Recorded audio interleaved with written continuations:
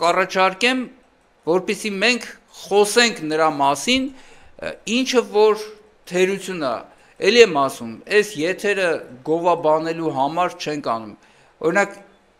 գովաբանությունը, հա, այս պահին գովաբանություններ են, որ կոնկրետ ոստիկանության բարձրաստիճան սպան միջամտել է խնդրի լուծման համար, մարդ է եղել, տեսել է, որ դիմացինը ծայրահեղ քայլի է դիմել, փորձել է խնդիր լուծի, շատ շնորհակալություն ոստիկանության ծառայողին, շատ շնորհակալ